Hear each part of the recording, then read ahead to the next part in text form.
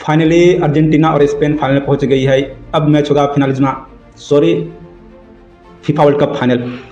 हालांकि जो फिनालिज्मा होना था 2026 कतर में डिफेंडिंग चैंपियन अर्जेंटीना और यूरो चैंपियन स्पेन के बीच में, वो अनफॉर्चुनेटली वॉर की वजह से कैंसिल हो गया। But FIFA is so GOATed कि अर्जेंटीना और स्पेन फाइनल में भिड़ेगी, वो भी वर्ल्ड कप के फाइनल में।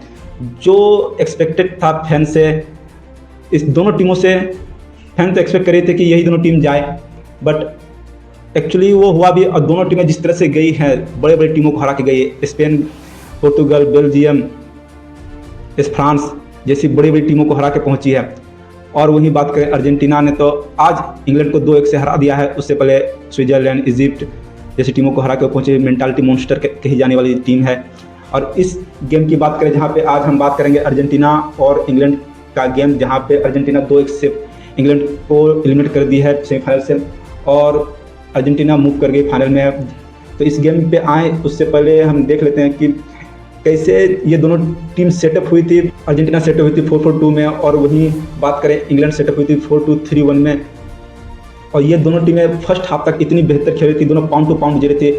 ऐसे लग रही थी दोनों एक दूसरे के लिए कुछ भी कर सकती है, एक दूसरे इतनी कंबाइन लग रही थी कि जैसे इंग्लैंड कर रहे थे, इंग्लैंड पूरा बॉल पे जा रही थी, टैकल्स कर रही थी, बॉल विन कर रही थी। सेम टाइम पे अर्जेंटीना भी सेम चीज़ कर रही थी, टैकल्स मार रही थी, बॉल विन कर रही थी। बट चांसेस उतने बने नहीं, बट फिर भी वो एक हंगर दिख रहा था कि गेम के प्रति कि हमें जीतना है। बट वही जैसे इंग्लैंड का पहला गोल आया, मॉर्गन रोगन ने एक बेहतरीन असिस्ट डाली, मोलिना और मार्टिनेज के बीच में दोनों के पास कोई चांस नहीं था, और पीछे से एंथोनी गॉर्डन आए, टैपिंग करके गोल मार दिया। वो एक बेहतरीन गोल था। Apart from that nothing they created England in the game. Thomas Tuchel की bad planning, bad practice after that goal. एक गोल होने के बाद, एक गोल 1-0 की लीड होने के बाद थॉमस तुकल ने अपने इंग्लैंड के टीम को सिट बैक कर दिया। जहां पे हम बात करें कि उसने राइस को हटाया, एंथोनी गॉर्डन को हराया, और उसका एक प्लेयर रिस जेम्स जो एक बेहतर अटैक कर रहा था राइट बैक से, और इन तीनों को हटा के वो लाया किसको, कौनसा को लाया, डेनियल बर्न को लाया, निको ऑरेली को लाया, जो एक दिखाता है कंप्लीटली हराम बॉल, एक डिफेंसिव माइंडसेट कि हमने एक गोल कर दिया तो अब हमें डिफेंड करना है, 1 गोल की लीड को ही लेके जाना है। और अर्जेंटीना वैसी टीम है कि नहीं जिसे आप रोक दो, भले आप लो ब्लॉक बैठे हो, वो लो ब्लॉक को तोड़ना जानती है, कैसे अटैक करेगी वो एक। और इस गेम में बात करें जहाँ पे इंग्लैंड की ओर से सभी प्लेयर आउट थे, एक गोल के बाद कहीं कोई प्लेयर दिखाई नहीं उसके बाद। वो तो किसी तरह से जॉर्डन पिकफोर्ड और जेड स्पेंस की वजह से वो लोग इस गेम में बने हुए थे, बाकी उसके अलावा कुछ क्रिएटिविटी नहीं थी। Anderson nothing, Jude Bellingham try कर रहा था पर उससे हो नहीं रहा था, हैरी केन तो इस गेम में था ही नहीं। एक गोल के अलावा इस गेम में टोटली कुछ था नहीं, जैसे तैसे डिफेंस कर रही थी। और जो कोच ने उस पर और एक तड़का झेल दिया, कि पनौती लगा दी कि उसने डिफेंसिव माइंडसेट और डाल दी कि हम डिफेंड करेंगे, लंबे लंबे प्लेयर डाल देते हैं और हम डिफेंड कर लेंगे इस गेम को। अर्जेंटीना के खिलाफ ये पॉसिबल है ही नहीं कि उसके पास इतने बेहतर प्लेयर हैं जो चांसेस को बनाना जानते हैं और उस चांस को बरी भी करना जानते हैं। हम बात करें उसके मेन प्लेयर लायनल मेसी, जो इतनी चांसेस क्रिएट होते हैं, लॉन्ग बॉल डाल रहा है, क्रॉसेस डाल रहा है, हेड पे हेड, पिकफोर्ड सेप पे सेप किया जा रहा है, जेड स्पेंस टैकल्स मार रहा है, बस। बट कब तक ये चलेगा?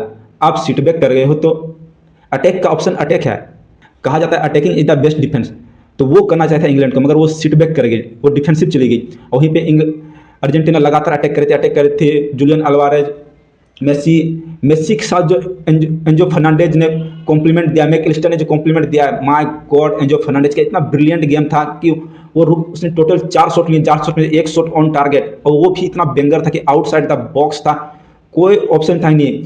मेसी बॉल को होल्ड कर रहा था, कैरी कर रहा था, मिड से लेके फॉरवर्ड लेके जा रहा था, बॉल चांसेस बना रहा था, और उस चांस का रिजल्ट भी मिला। एंजो फर्नांडेज का पहला गोल जिसमें मेसी का असिस्ट था, दूसरा गोल जहां पे लोतारो मार्टिनेज ऑफ द बेंच आए और हेड गोल किया, उसमें भी मेसी का असिस्ट था। और इस गेम में बात करूं मेसी की ब्रिलियंस की, तो जो सेकंड गोल आया, सेकंड गोल किस तरह से आया, मेसी का क्रॉस राइट साइड से, और वहां पे थे इंग्लैंड के लंबे लंबे डिफेंडर, डेनियल बर्न, कौनसा स्टोन वगैरह थे, मगर फिर भी उनके बीच में उसने किसी फाइंड किया एक छोटे हाइट वाले लोतारो मार्टिनेज की, जो जहाँ पे 6.25 फुट के बंदे थे, उनके बीच में उसने मार्टिनेज को फाइंड किया और मार्टिनेज एक गोल किया। वो एक इतनी बेहतर असिस्ट थी कि लाजवाब, उस पर कोई भी गोल कर सकता था। हमें यहीं पर दिख गया कि अर्जेंटीना की मेंटालिटी किस तरह से है। भले वो एक गोल से पीछे हो या 2 गोल से पीछे, वो कमबैक करना जानती है, एक्स्ट्रा टाइम में गेम ले जाएगी, पेनाल्टी में भी जाएगी तो वो वहाँ भी जीत जाएगी। तो वो इस चीज़ को इंग्लैंड को समझना चाहिए था कि वो अटैक से ही बच सकती थी, डिफेंस उससे बचा नहीं सकती थी, और वहीं पर वो चूक गई। और इंग्लैंड, और बात करें अर्जेंटीना, इतनी उसके हर प्लेयर इतनी बेहतर पासिंग एक्यूरेसी थी, उनकी गेम इतनी अच्छी मूवमेंट कर रही थी कि चांसेस पे चांसेस बनाए जा रहे थे, और वही बना उनका मेन रीजन जहाँ पे वो इस गेम को जीत ली। सो लेट्स सी, एक वर्ल्ड कप फाइनल के पर्सपेक्टिव से देखा जाए तो ये अच्छा ही है कि इंग्लैंड बाहर हो गई। हमने इंग्लैंड को पहले भी स्पेन के खिलाफ यूरो फाइनल में देखा है, वो कितनी बेकार थी उस गेम में।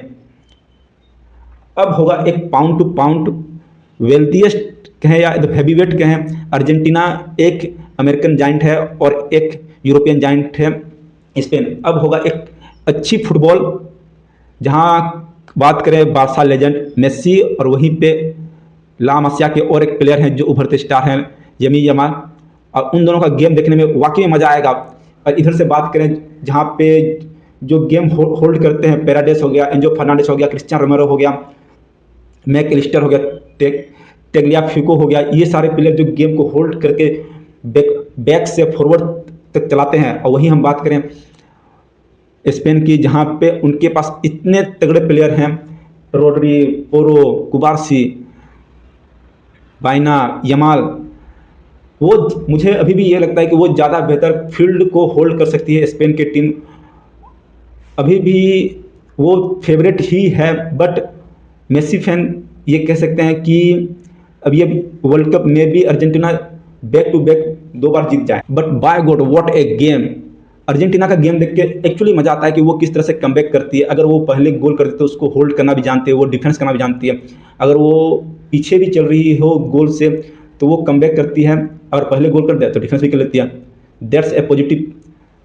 ये सारा भार जो होता है सिर्फ मेसी पे नहीं कह सकते हैं, साथ ही साथ जो उसका कोच है एस्कालोनी, लायनल एस्कालोनी, वो भी एक सिट बैक माइंडसेट के साथ तो बिल्कुल नहीं आता। वो कहता है कैसे भी करके हमें गोल करना है, और वो करके ही जाता है।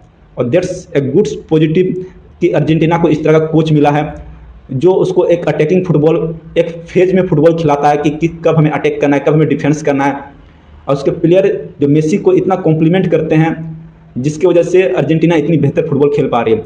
और स्पेन की तो बात करें, पूरी ही टीम एक दूसरे को कॉम्प्लीमेंट करती है, इतनी यूनाइटेड है वो टीम भी। स्पेन की पोजीशन तो रखेगी, बॉल कैरी करेगी ही करेगी। अब वहाँ देखना होगा कि अर्जेंटीना किस तरह से उससे बॉल लेती है, फिर चांसेस बनाती है। आफ्टर ऑल सब चीज़ डिपेंड करेगा मेसी पे। अदरवाइज अगर उसके वो बॉल रिकवरी नहीं कर पाई या फिर बॉल होल्ड नहीं कर पाई तो मे बी अर्जेंटीना ये गेम लूज कर सकती है स्पेन के खिलाफ। और मैं इस गेम में अपनी प्रेडिक्शन दूँ तो मे बी स्पेन अभी भी मेरे फेवरेट है।